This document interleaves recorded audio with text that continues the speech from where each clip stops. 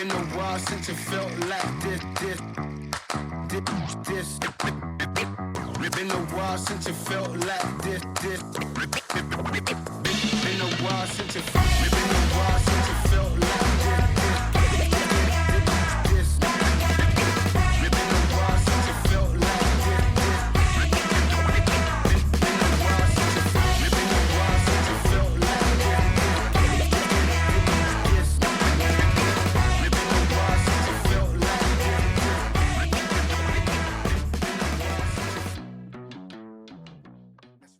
It should be noted that I fish the White River below Bull Shoals Dam. And below Bull Shoals Dam, we have roughly, 100 miles of trout water. I think the official count, the Game and Fish says, is 95 or something like that. But, it's a pretty big trout fishery. But we also have White River, below Table Rock, Taney-Como, Beaver. So there's a whole lot of White River. It flows, starts in Arkansas, flows north into Missouri, and then flows back south into Arkansas through a series of, lakes and chains and dams. And we're kind of the last one in the system.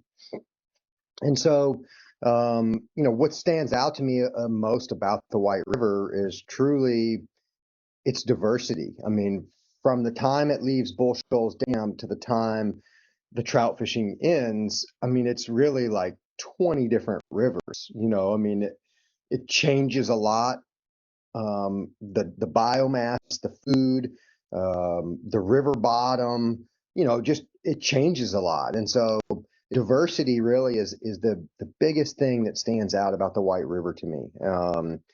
It truly has something for everyone as far as you're new to fly fishing, you just want to go out and catch some fish.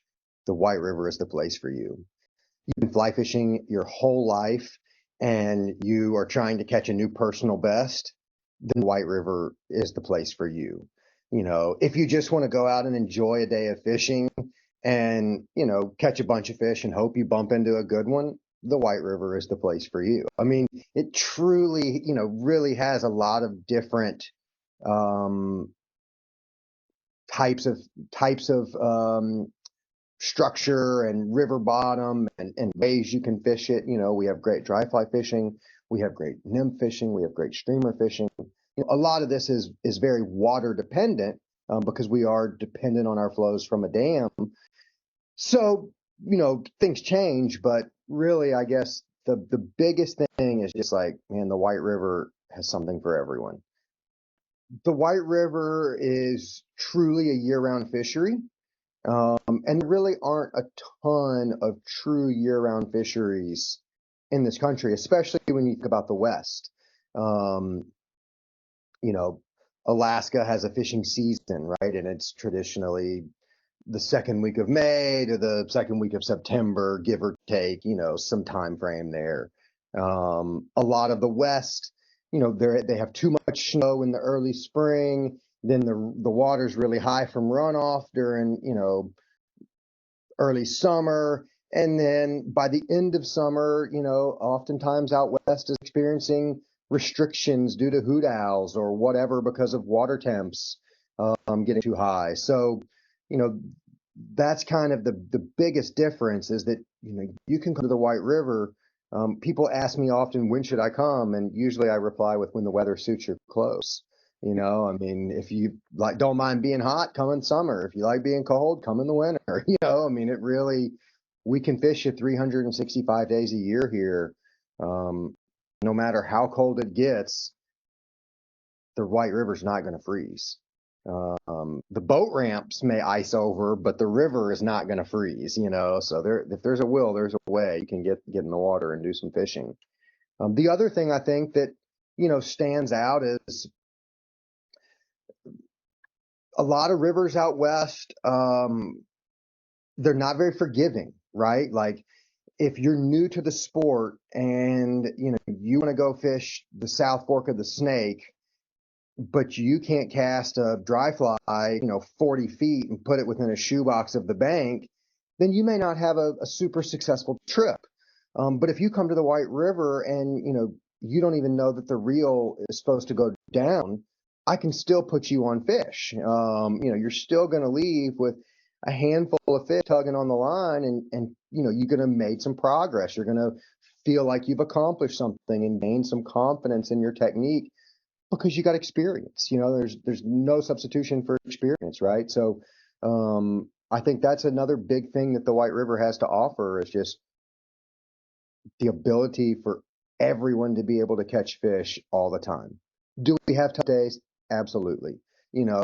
But a bad day to me on the White River is, 10 or 15 fish. I mean, I'm going home thinking I'm an ultimate failure if we only caught 10 or 15 fish, so we're in a lucky position. I mean, a lot of places out west, if you catch 10 or 15 fish, that's a banner day of fishing. So, um, I think that's one of the things that draws people to the white.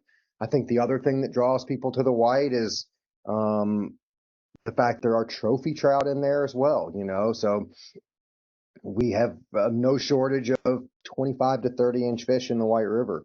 Doesn't mean they're easy to catch. Doesn't mean just because you want to catch one, you will, but they're there. And they do get caught frequently. I probably caught, 3 fish, 4 fish in the 24-inch range in the last 4 or 5 days, So that's special. I mean, there's a lot of fisheries where, there are not 24-inch trout or 30-inch trout. So I think that's one of the things that pulls people to the White River, is, hey, there's gigantic browns there. Let's go try it out, So I think the other thing that we have going for us on the White River is the fact that we are smack dab in middle America. We have 7 or 8 major metropolitan cities within a 7-hour drive. We have several really nice airports within a 2-hour drive. I mean, it's not that hard to get here. We're right in the middle of the country, and we're accessible from, people of the South, people in the East, people in the West. I mean, people in the Northeast. We really are centrally located, and it just kind of makes for a perfect experience for people, I think. The Arkansas Game and Fish Commission has done really a great job with providing access on the White River. The White River splits Baxter and Marion County, and roughly every 5 miles, I mean, that give or take a mile or two, there's a boat ramp on the White River or an access point that you could, come in and wade fish. Starting at Bull Shoals Dam on the Baxter County side, you have the Jim Griffin access. Just below it, you have Bull Shoals State Park. Just below it, you have Gaston's. Just below there a ways, you have the Narrows walk-in access and Wildcat Shoals, and so on and so on. And so this makes it, really easy for people to be able to stay in front of the water, since it is oftentimes, big flows or bigger water. Like currently, right now, they're running low water in the morning, high water in the afternoon to meet the demand of the summer heat. As the temperatures rise, so does the demand for power, which increases the flow of generation. So a guy, could start below Bull Shoals Dam at the Jim Griffin access and go in and wade right there and catch fish. But at 10 o'clock, when they blow the horn, he may want to skip the state park and Gaston's and jump down to the Narrows. That way he buys himself an hour or two. The Narrows is a really great walk-in access. There's no boat ramp there. You're not in anybody's way. There's 2 islands that you can go out and wade both sides of the island. And it's just it's a great spot for someone to go on foot if the water's low. Within a couple of hours, that water starts to rise there. They can pack up and run down to Rim Shoals. Rim Shoals has a remarkable trail that goes down about 2 miles, mile and a half maybe, with accesses you can pull off and walk down in the river and fish. Again, they have a couple of islands there. The guys at Rim Shoals Resort will run a taxi, so you can, get in the boat with them, and they'll ferry you out to the islands. You can wade fish and tell them, pick me up in 3 hours, and they'll come back and get you. And so, we have a lot of really great access points depending on water flow. Wildcat Shoals is a remarkable access because even in high water, the access is positioned on the inside bend of a river. So the flows on the outside across from it are much faster than they are at Wildcat, and there's a nice sloping grass bank. So, you know, a guy could get in at Wildcat, and even in considerably higher water than he could wade in at the Narrows, he has access there. He can fish the flooded grass, he can fish the softer currents. The boat ramp creates kind of a jetty, if you will, that blocks current on the downstream side of it. It produces a wonderful eddy. I've seen some of the largest trout I've ever seen in the White River in that eddy, eating guts from where the bait guides come in and fillet them and leave the guts in that eddy, which is illegal, but they do it anyways. But it's trout food. I mean, it feeds the big boys, and it's tradition in Arkansas, so you learn to coexist, right? But access is we have no shortage of. It just depends on what a person's trying to do, what they're trying to accomplish, as to what access is the best. But we really are lucky in the fact that about every 5 miles up and down the river, there's an access, whether it's on the Baxter or the Marion County side.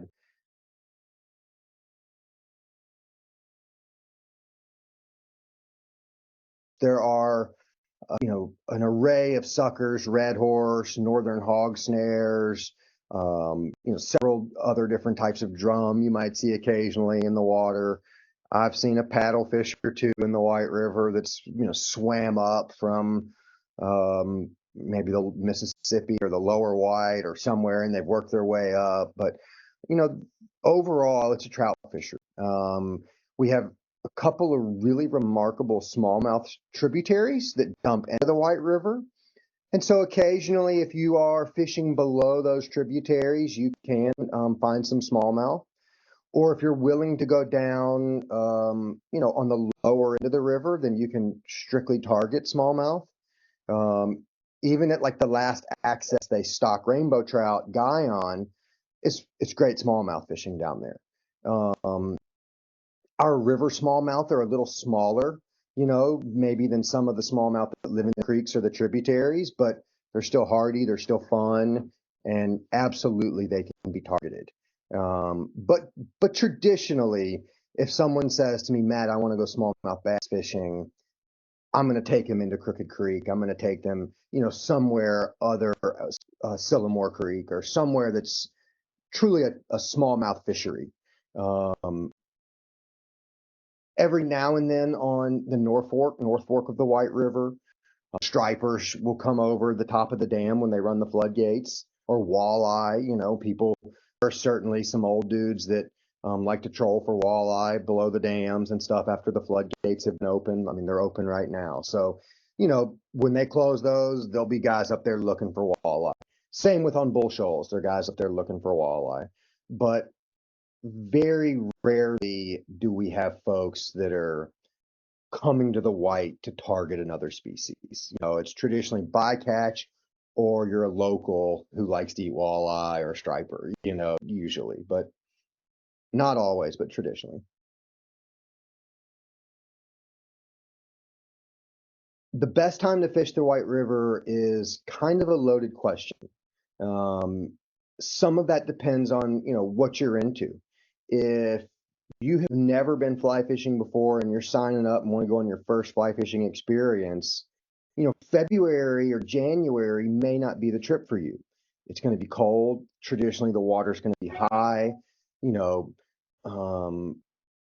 but if you are a streamer junkie and you love ripping big streamers, off the banks, and are looking for that brown trout willing to chase it, then it's the perfect time for you. So, really and truly, there's something magical or different about every season. In the wintertime, we have a shad kill, which is this phenomenon where they're generating lots of power to meet the demand of the cold temperatures.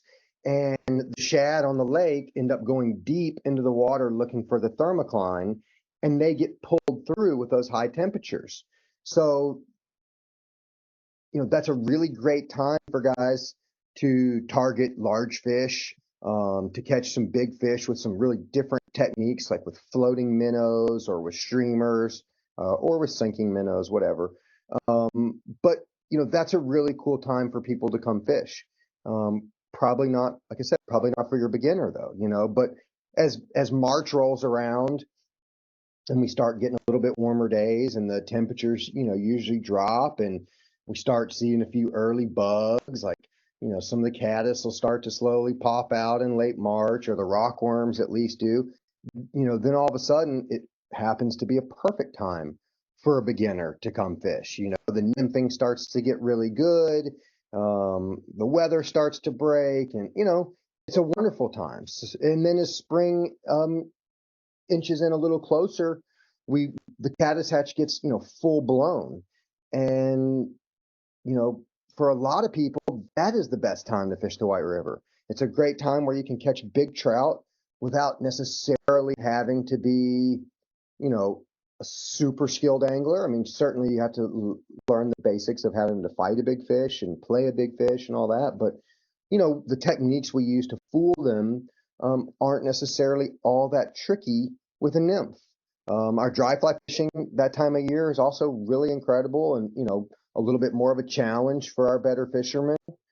Then we, traditionally slide into early summer and our sulfur start hatching, and it's kind of more of the same. It's, pretty easy nymphing, pretty challenging dry fly fishing. And so again, spring is great for the beginners or the advanced angler, and summer. Summertime, we also start to fish a lot of hoppers, which is kind of one of my favorite ways to fish. The hopper dropper works good when our water's a little lower. That still puts you in play for opportunities for, big fish and for numbers. So really, I mean, I can't tell you that there's a best time to fish the White River. Fall rolls around, the trees start to change colors, the leaves become beautiful. The water usually is really low in the fall as they, drain the lakes in the summer for power. I often will tell my beginner fishermen, come in the fall, hey, it's a beautiful time. The water's low, there's high numbers, but it's also a great time for, experienced fishermen as you're starting to look for those pre-spawn browns that are starting to put on a little weight that might, be able to be fooled. So, I hate to just give you that generic answer, but truthfully, the White River it fishes great year round, and it is fun to fish year round. You should come, when the weather suits your clothes. I mean, you like being cold, come in the winter. If you can't stand being cold, come in the summer. If you like it when it's beautiful, come in the spring or the fall. But truly, we can fish you year round and have a great experience and a different experience all 4 seasons of the year. Been a while since it felt like this. Been a while since it. Been a while.